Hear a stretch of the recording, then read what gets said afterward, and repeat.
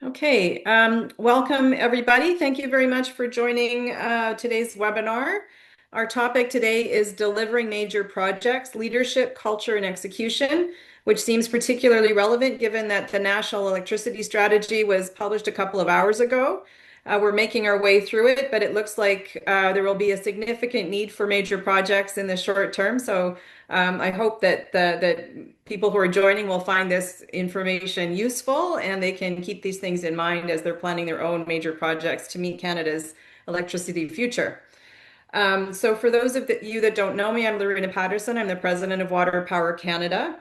And I'm joined this morning or this afternoon, depending on where you are, with Dave Bowen from Manitoba Hydro, um, Annisha, sorry, now I've messed up my papers. I apologize for that. Annisha Chakravorty, CEO and founder, Positive Influence Incorporated. Dave Bowen is the VP of Asset Planning and Delivery for Manitoba Hydro. And Nicole Wowryk is HVDC Reliability Program Director for Manitoba Hydro. So we're quite excited to have them here today and participate in this very important topic. As you know, Water Power Canada is the representative association of about 60 hydro-focused companies, producers, and supporting industries across the country.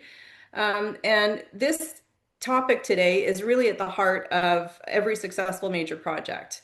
Um, the projects are built by people, and people have different cultures, people have different attitudes towards things, and it's really important to reflect on how leadership can actually drive performance when you've got tight timelines, and all of the complications that come with large and intensive capital projects. So, in this conversation, we're going to talk a little bit about what it really takes to deliver effectively at scale, how strong leadership, behaviors, and a healthy team culture can translate into better coordination, clearer decision making, and stronger execution on the ground.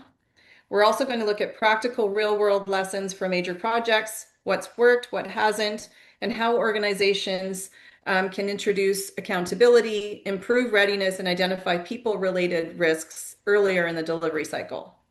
And so I'm going to pass the conversation over to Annisha Chakravorty, who is going to start us off and uh, and go from there. Thank you for. Oh, and one housekeeping reminder. Sorry, too. We will have question and answers at the end of the webinar. You can do that. You can access that through the chat function. There's a Q&A function that you'll see at the bottom of your screen. And also, if you require translation, you should be able to see either under More, where the three dots are, there is a Show Captions button. You can use that if you need the translation function. And also, we will be recording today's webinar so you can circulate it to other people that might not have been able to join. So now with that, over to you, Annisha. Thank you. Thank you, Lorena. Hello, everyone. I have had the honor of working with Dave on Kiosk for a number of years and now with Nicole on HVDC. So we'll talk a little bit about team and culture, as Lorena said. And I wanted to start with this notion and theme about pressure. There's a lot of pressures across the country, whether that's labor, resourcing, financial pressures, and now with this new rollout of these projects, it changes how we do things as a team. And so, Dave, let's start with you and talk a little bit about what were the leadership pressures and complexities that you were facing on Kiosk? Thanks, Anisha, and good day to everyone. So maybe a little bit of context about Kiosk for those that don't know. Kiosk was a 690 megawatt new greenfield generating station built in northern Manitoba. So essentially, for lack of better words, a remote camp. So everyone that worked on Kiosk was on a fly-in, fly-out rotation.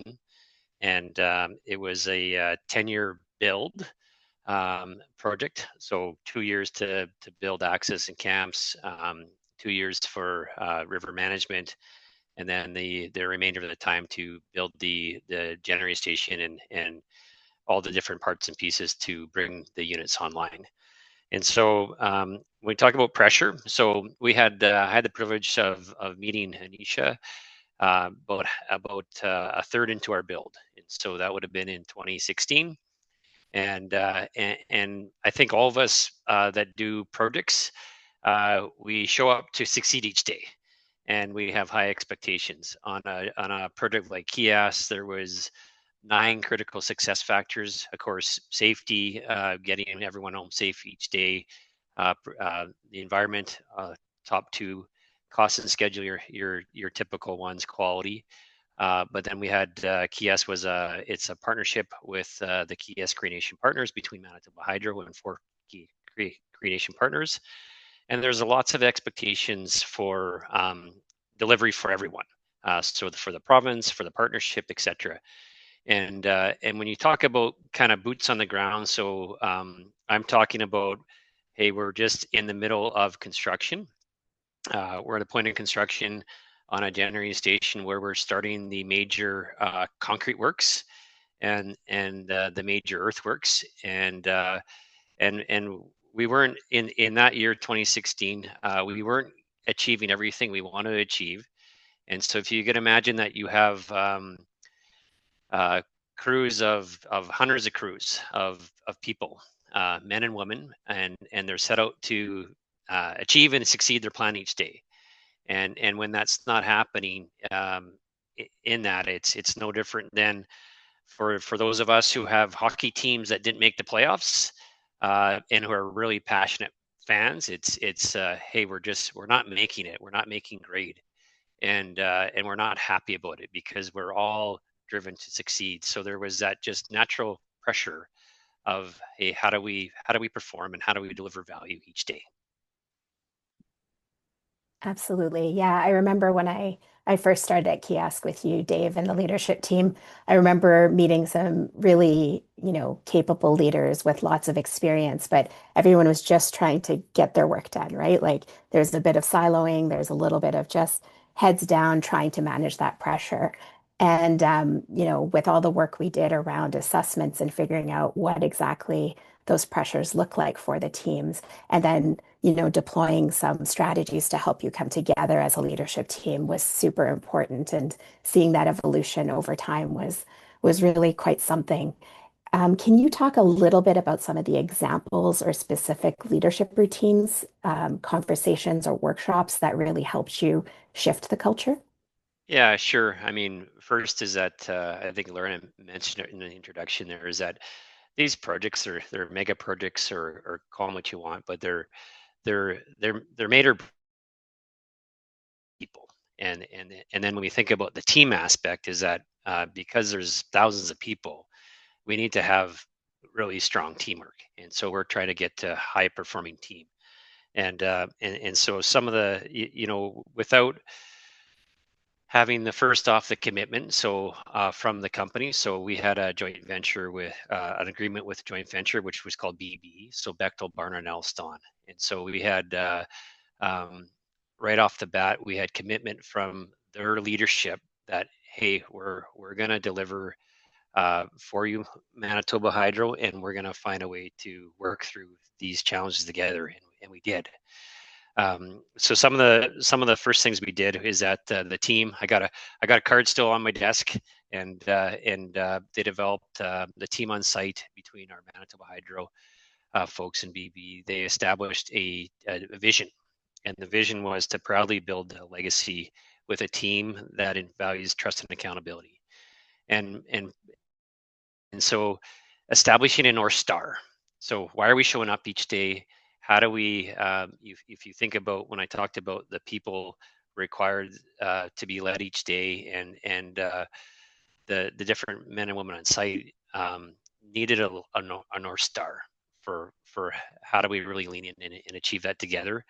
There was also behavioral commitments. So there was 9 behavioral commitments, because if you think about the team, so whether we have kids in sport, or family members in sport, or they're in gymnastics, or whatever it may be, in dance, etc. There's a team aspect, and we can't emphasize enough about talking about the behaviors.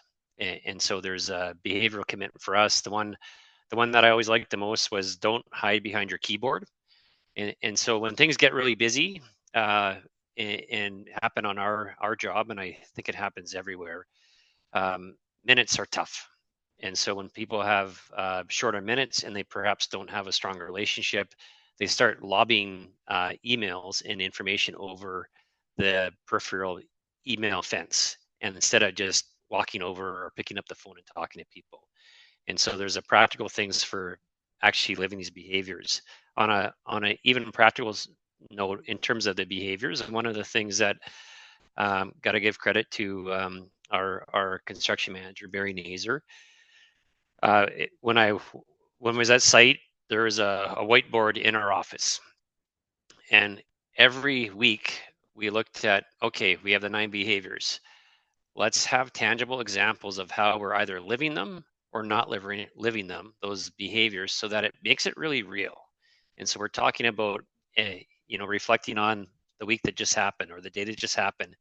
And are we actually being true to those behaviors? Yes or no? And if we're not, we got to hold each other accountable. We got to talk to our teammate. So whether, if you think about a site, there's teammates that are off site, and there's teammates that are on site, and making sure that those relationships are there to really build those, to live out that accountability and find ways to live those behaviors. So those are just a few examples. Yeah, that's wonderful, Dave. And I think it's important to also say that the behaviors and the North Star were co-created, right, with your main contractor, with BBE and Manitoba Hydro. So the leadership teams really came together to create those. And the other big thing is that, when it came to the don't hide behind your keyboard, it went from lobbing emails over the fence constantly to people actually getting up from their seat and going over to the adjoining trailer or to the desk across the hall to have a conversation. And even that behavioral shift really showed how much people were buying into this and really living it. It wasn't just lip service. People were actually doing the actions that helped them to move the relationship forward and come together and move things along quickly. So we definitely learned a lot, that's for sure. And so now over to Nicole on HVDC, a brand new program that we're starting together. Nicole, can you talk a little bit about your program and how you're prepping your team and the organization to get ready for this massive project that you're managing? Yeah, thanks, Anisha, and thanks for everyone for joining today. So maybe just quickly, I'll give a very high-level overview of what our HVDC reliability program is, just for some context. So at Manitoba Hydro, our HVDC system has 3 bipoles that transmit the power generated up in northern Manitoba to southern Manitoba. And our bipole 1 and bipole 2 systems are, I'll say, more mature. And they have some aging assets and they need some attention. So the HVDC reliability program is really focusing on modernizing that core HVDC equipment at our northern and southern converter stations supporting the bipole 1 and bipole 2 systems. And as part of this program, we're looking at undertaking that modernization in a brownfield scope of work. So we're going to be replacing the equipment in situ while still trying to maintain as much system availability as we can, which makes the program itself complex. We are still in the, I'll say, scope development stage where we're working to understand the finer details of the scope and develop our execution plans. But we're working in I'll say, a very busy HVDC market space. And so part of our approach with this program is bringing on our OEM to work with us very early on to help develop that scope and build a partnership and work together collaboratively to plan out how we're going to execute this work. And so I'll say with that, we've had the great opportunity to learn a lot from the experiences that happened on Kiosk, and I'm proud to say I did work on Kiosk for a few years, so I got to experience some of those firsthand. It's very helpful now in taking some of those lessons learned and applying them. And given that we're just getting going on this major project, we have the ability to do that from day one, which is really exciting. So what our objective is to get us set out on the right course, right? It'll take some tweaking along the way as we build the team, and we're going to encounter some challenges, but being able to have the opportunity to focus on this in the early days, I think is going to really help us be successful in executing this work. That's very cool. You got to receive a culture program and now you're running one. It's really awesome. So question for you, why is it so important for you to onboard the OEM this early? So the OEM is going to be your main contractor. Why is that so important? And what do you want to achieve from a culture and behavioral perspective?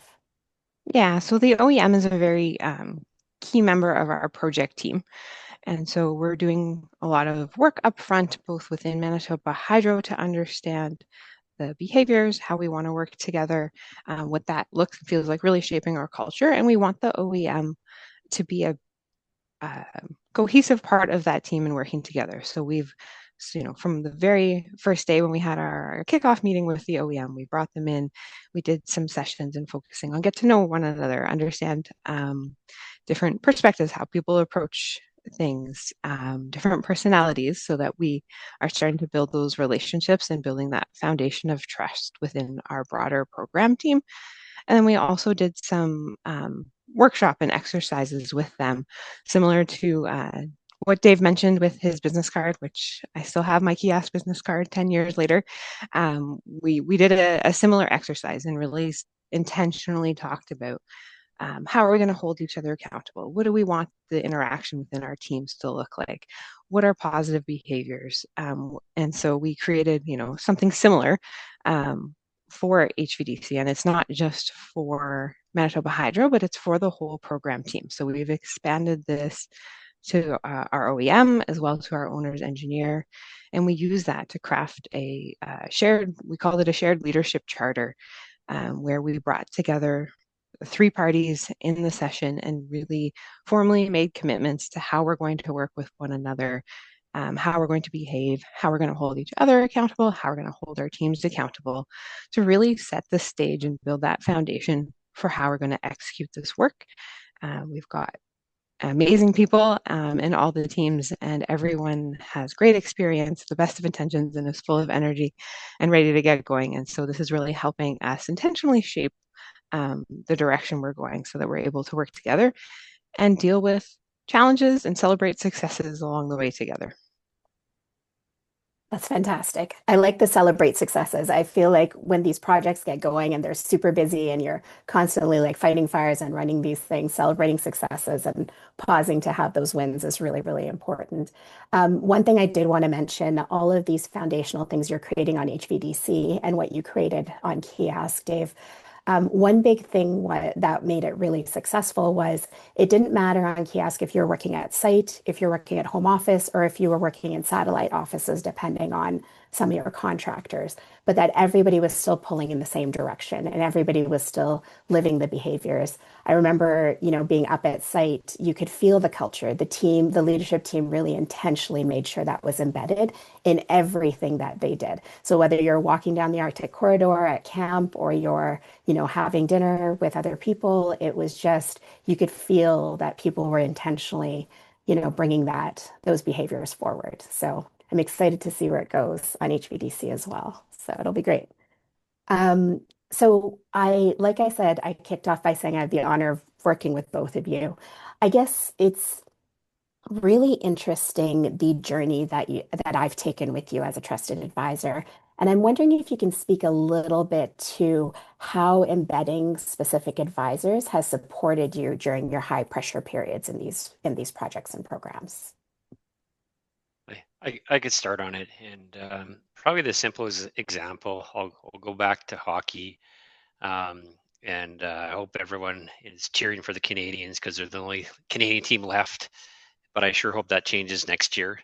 But much like a hockey team or a um, sports team needs a coach, right? So we could have the best engineers, the best builders, the best superintendents.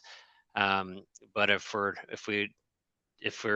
not working as a team, it gets really tough. And so um, for a kiosk mega project, at the time I was project director, accountable for delivery, and having someone I could rely upon for, hey, how do we help make the team more effective. So we're paying attention to make sure we got a great designer, and of course we had a Hatch KGS, Aikens Realis as a major designer, great team. I've talked a little bit about our main contractor, but many other great contractors. But there's always issues and there's always challenges, and so having someone like yourself, Annisha, working with also partners with KPMG as well, to really help provide guidance for, hey, how do you lead and how do we get through the problems and challenges? Because you start off by pressure, and we all show up to do our very best, and but those pressures are really challenging. When we have projects that they impact the provincial economy, there's lots of eyes on them, and so those are real. So having that advice and just how do we do this, right? Because we're on a project in terms of, hey, I gotta plan the construction, I gotta do this, have a comprehensive schedule coordinated, I gotta be able to take that schedule and then trust that it's worked down to the details, that everyone has the materials, equipments, the people to do their work each day. You got to do those fundamentals, but then the team part is really just that, it's that catalyst to take it from kind of average performance to high performing, and with that, with the expertise that someone like yourself offers, it just helps to make that much simpler, and providing kind of practical examples like we've talked about today for Kiosk, but also what Nicole is employing on the HVDC work as well.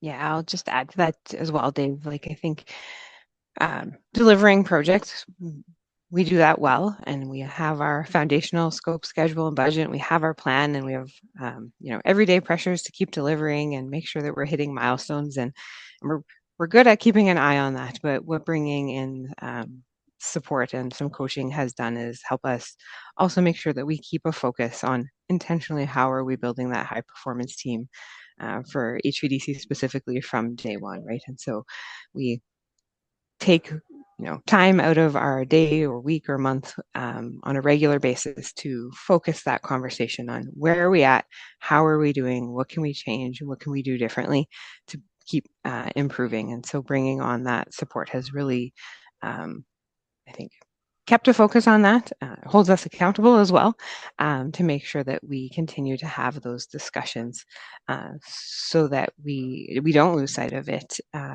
and that we're setting ourselves up for the long-term success that we want on the project, so that we're able to deliver on the scope, schedule, and budget as we're executing the work. Wonderful. Well, I'm actually going to just pause there and hand it over to you, Lorraine. Are there any questions that maybe came up for you or that are coming from our audience, our participants? Yeah, I'll start off. I had a question when you were talking about the shared leadership charter that you brought in. Obviously, with these large projects, you're going to have multi-generational experience coming in. You'll have people that are recent graduates. You'll have engineers with 30 years of experience that are involved as well. And how did you find that generational difference? To breach some of those different perspectives, and how did you get them to work together effectively?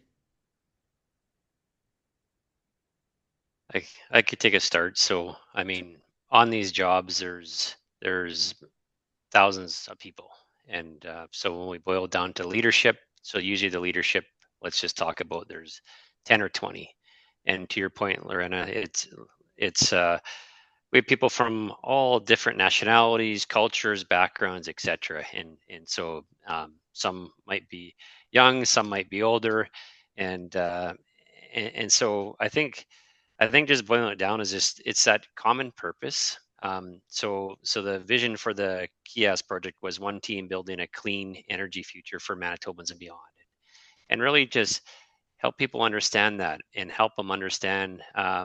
Again, for Kiosk, we were building in the backyards of our 40 Kiosk Green Nation partners. And so what does that mean? And what's allowing time to share those perspectives and really to understand the why. We all, many of us, we get to work on multiple projects and different things, but it's why is it important and why does it matter? And when you take time to understand that, and it's like, hey, I get to build a new hydroelectric facility. It's going to last for 100 plus years. It's going to, it's one of the key foundation stones for why electricity rates are in Manitoba context are so low, and then generates value for the economy and people here in Manitoba. You get to work for your family, friends, neighbor, and if you're come from another country or province, you get to contribute to having a resource that a renewable resource like a hydro. So I think it's just really just to have a chance to talk about the why and then get down to the nuts and bolts as to, okay, how are we going to deliver and how are we going to translate that to motivate all the different people that are showing up each day to give their very best, and for us to show up as leaders and to help remove those barriers and set the conditions in the environment for them to succeed and do their very best. Love that. Yeah. Thank you. Yeah, I would just add on that it very much was a leading by example situation, right? Like the leadership embodied how they wanted people to behave and act, and it was amplifying it through the different levels and layers of leadership, right down to that frontline team, right? And giving people opportunities to have their voice heard, but also just experience. Like these projects provide so many awesome experiences at all levels, depending on your background. And like you might be an EIT or you might be a very experienced director, you're still learning and getting to do some really cool things. So the leadership really did set the tone, though. That made a huge difference. And that commitment to continually evolving what was needed for staff and for this large workforce was really, really important. Oh, that's great. That's great. So I've got some questions coming in. Sure. I'm going to read the first one. It says, this approach specifically on the HVDC side is a must given the industry. Given the length of the modernization program, how are you ensuring knowledge transfer as people join and leave the program? And with the industry expected to expand even more quickly in the future, putting more pressure on resources? Yeah, thanks for the question. So certainly the project of this nature, we're looking to span, potentially from when we started to completion up to a decade. So it's definitely a long period of time, and we will see turnover undoubtedly in that time. So in part of preparing the materials that we've been building is making sure that we have a great onboarding program for new staff, both within Manitoba Hydro, but as well as supporting our key contractors as well, and making sure that they've got the material needed to be able to onboard staff. That's part of our commitments that we've made to one another, is that we're bringing people on. And so the onboarding is from the cultural side of things as well as from the technical perspective as well. And then with respect to the point there about the turnover on staff. And so yes, inevitably there will be turnover through the execution of the work, but I think the focus that we're putting on developing the culture and really a strong positive culture and high performing team at the onset is also with the intention of mitigating the risk of some of that staff churn. I want this to be a really great place where people want to come and work. It's exciting work. It's challenging work. We're going to learn a lot, but it is also high pressure. So if we can build a culture that people want to come here and they want to stay because it's really a great place to be, that will help with mitigating some of that turnover that is seen on any long-term project. Great. Thank you. Here's another really good question. What flags tell leaders it's time to focus on the people side of execution? I get to start on that. So I had the privilege of being at site a fair bit during the build, and I had the opportunity just to talk to Manitoba Hydro staff, talk to our consultant, talk to the different contractors or staff, and one of the things that I'll never forget was um, I was talking to an individual one day in the trailer, and they're just talking about how um, the work was they just they love being here now, but um, 6 months ago it was like they didn't want to be here, Mm. and and why didn't they want to be there? Well, because things weren't getting solved. There was unresolved conflicts. There wasn't a, hey, I just can't do my job and can't solve problems today.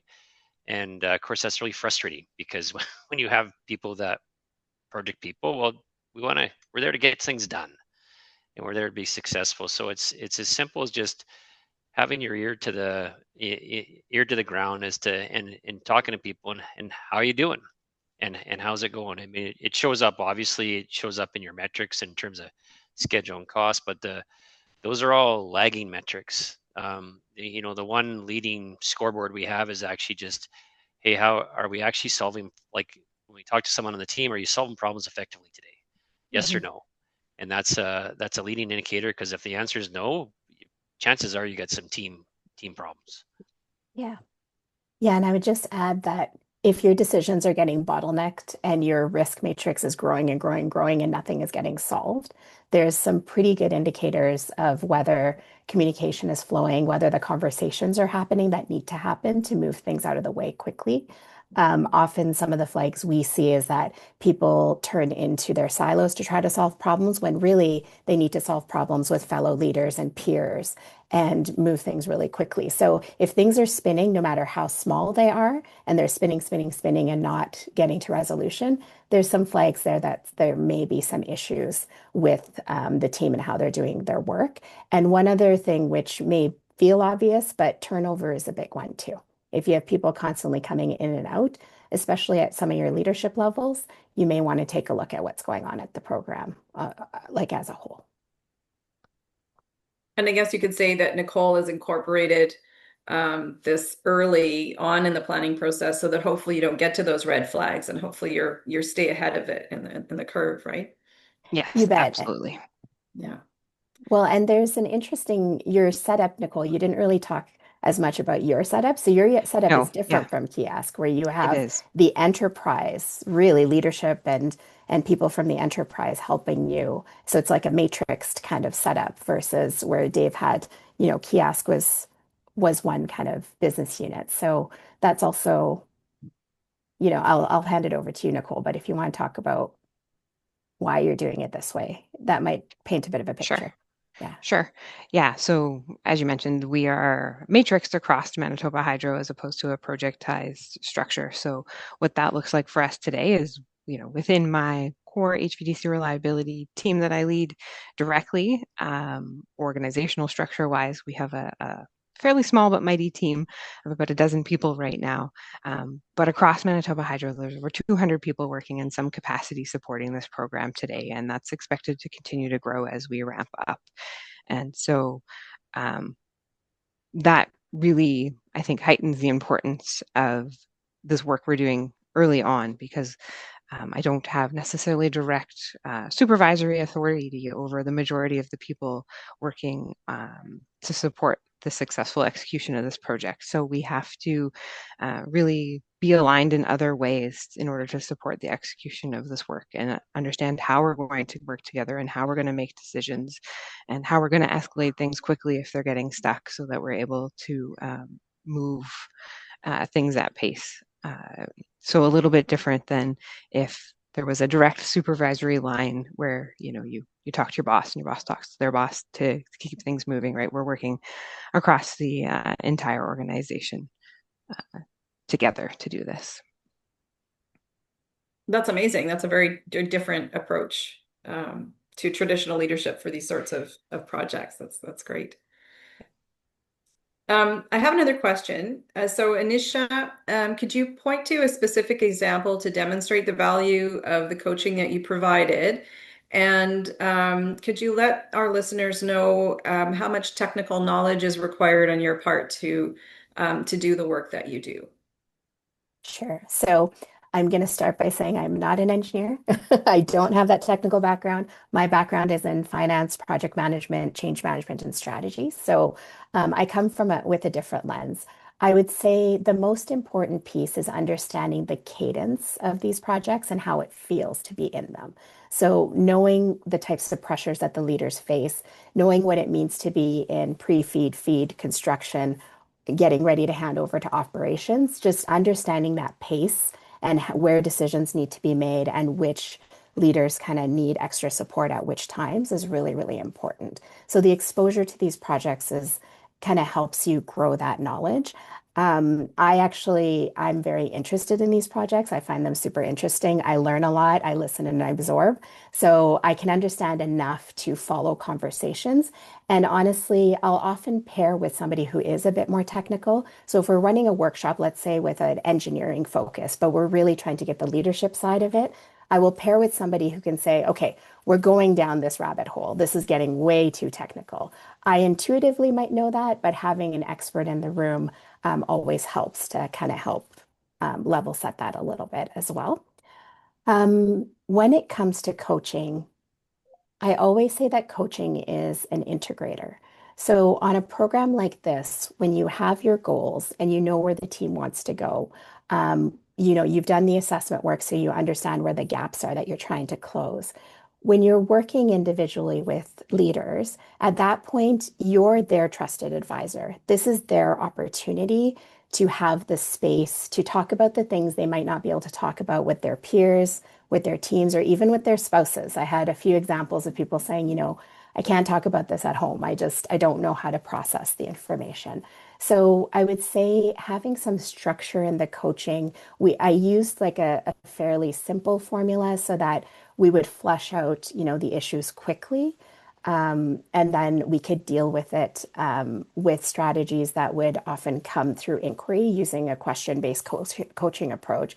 Because at the end of the day, someone like Dave or Nicole, they're the experts in this area. They're the ones who have all this knowledge. They're the ones who've done this for years and years and years. And so the answers are within them. So it's using a really focused question-based process so that they can come up with the answers and then doing a bit of mentorship and leading around what does that look like to actually put it into execution. So I'll give you an example.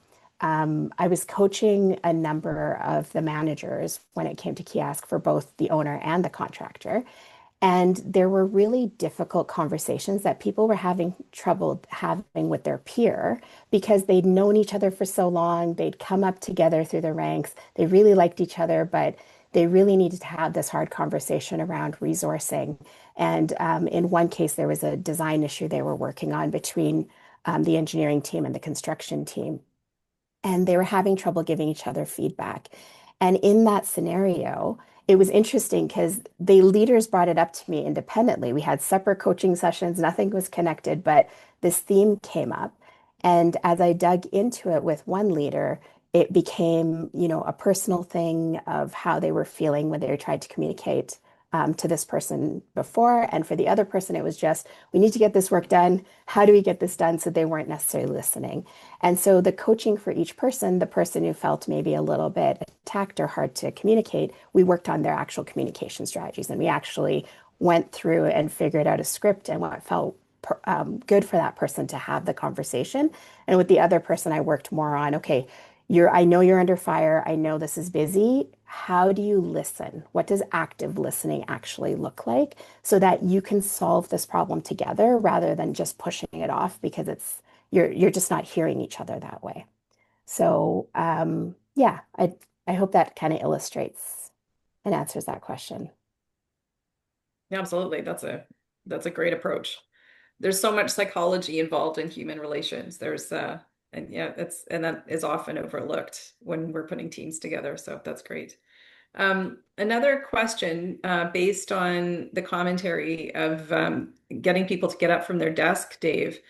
In this world of you've got hybrid communications happening, you might only be able to communicate by email. So, how do you get people to get up figuratively from the desk and actually interact with each other in those sort of circumstances? I think first is just acknowledging that, yeah, there's real challenges when we think about our minutes in a day and our the logistics. When we do have chances to get together, be intentional about them, right? So, hey, I got to go to site. I'm gonna drive in a car. Well, I got to make sure that I drive with this individual so that I have time on the drive, time there, and time back to do it. Or some of our projects are remote. We're flying, so we create those spaces. Other things. So it's just leading by for examples and creating those opportunities when we're doing the work. Other things could be, just as simply of just how do we when we are meeting, we're going to meet remotely because it's most efficient, but once a month we're going to physically get together and make sure we take time to not only talk about the work, but talk about us like as people. And so carving out some space and time just to, hey, like what's going on?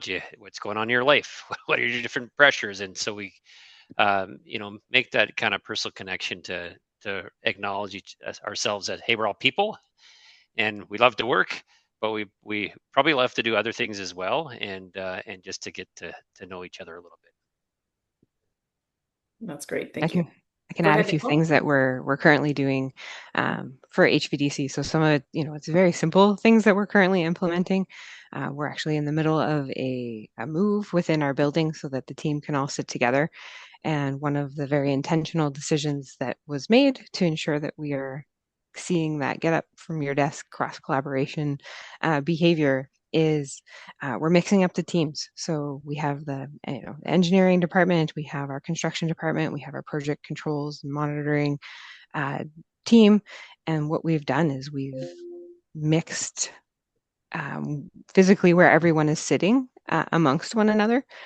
So, you might be sitting, you might be an engineer working on a specific portion of the design, and you're sitting next to somebody who's planning for construction, next to the person looking at schedule development. So we've been very intentional about mixing the team to really promote that collaboration, get up from your desk, talk to one another, because there's often lots of things you can learn from somebody that's not directly within your team, or bouncing ideas off one another that will really help us um, develop a better product at the end of the day. And then some of the other things we're doing is, we have albeit I'll say cheesy, a recognition program. And so we really want to promote people to recognize the behaviors and call them out and celebrate that when they see them and they see their peers demonstrating those behaviors. So we have that program in place, and it allows us to put a spotlight on some of that and celebrate the successes that we're seeing. And our team isn't all within this building either. We have lots of program team members at other work locations. So we like to take the opportunities, if we're holding meetings, then on a certain frequency, we hold meetings at other work locations. It helps us build relationships with program team members, get out of the traditional workspace and experience some different environments. And it really promotes teamwork, collaboration, and getting people out of their cubicle, if you will. That's excellent. There's one more question in the chat, which I think is a good one to close with, but I'm going to flip it around a little bit because I think we've been speaking to this already. The question is, how important is proactive culture, leadership, and workforce alignment planning in mitigating labor risk and protecting productivity on major projects? I think we've spoken to that quite a bit already, but on the flip side, what are the risks that you're avoiding by putting these programs into place and encouraging this collaboration from the beginning? I could start, and Nicole and Isha, please chime in. So in terms of what you're avoiding, I'll talk a little bit about labor. And so I touched on that one of the roles of leaders is to create the environment for the people to succeed. So on a job like Kiosk, it was a job with 17 building trades, Manitoba building trades, 17 trade unions. And if you're not focused on the culture, not focused on the environment, well, you'll be assured to get more grievances, which is one way that the union has to use to say, hey, Mr. and Mrs. Contractor, Mr. and Mrs. Owner, hey, like we got problems here in terms of treatment of people. But then you'll have all sorts of other issues in the camp after work, and so it just snowballs. And so if you could imagine, just as people get more unhappy, the amount of issues the amount of issues increase, and so when you're running a site and you're trying to have people focus on solving problems and advancing the work, and you have these just general discontent, it creates another issues, and it takes away your minutes, takes away your focus, and then you actually can't achieve your day plan that day. Yeah, maybe I think you covered the people side of things really well there, Dave. Maybe just add to it, the other thing that we're mitigating is the risk of decisions getting stuck. And so we know that we're under a lot of pressure and moving quickly. So this work is really also a mitigation for us, in being able to navigate making challenging decisions quickly as a team. Yeah, and I guess the only thing I would add is that if all of these projects go all at once across the country, the reality is that we are physically we're a large country that's really spread out. There's a lot of remote locations that people will work in. And so people will choose where they want to go. And so, what is the culture you build? Because people talk to each other, whether you're in the trades, whether you're in, formal engineering, whether you're working within these big companies that are running these projects, people talk. And so you get a sense of how it feels to work for these projects and programs. And so if you're choosing to work, especially in these remote locations, and I think about Kiosk, I went to Kiosk on a regular basis. It was not easy to get there. However, there's a commitment there and there's a reason, right, that people want to be there. And so really, if you're looking at labor, I know we've had this debate back in October when we were in Ottawa about how much labor and the workforce that's available. The reality is, what are you building and attracting? And are you attracting the right talent also to get things done? Excellent. Well, that's great. Thank you very much for that. I think we'll close there. I'd really like to thank our participants today, Dave, Anisha, and Nicole, for taking the time to speak with our members about this really important topic. And again, on this very important day with the electricity strategy having been announced this morning. A follow-up email will go out after this for all the participants who've registered, so you'll have a recording of the webinar. And I'd like to encourage anyone who hasn't done so already to subscribe to our newsletter, or WPC newsletter, Making Waves. Follow us on social media, and make sure you look into attending the conference this fall, which will be held from October 28th to 30th. We're working very hard on getting that together now, so it's going to be another really dynamic conference. And welcome Positive Influence to our membership fold. We're happy to have you on board. Thank you. And yes, again, just thank you, everyone, and we will be in touch. Awesome. For now. Thank you. Thank Thank you. you. See you.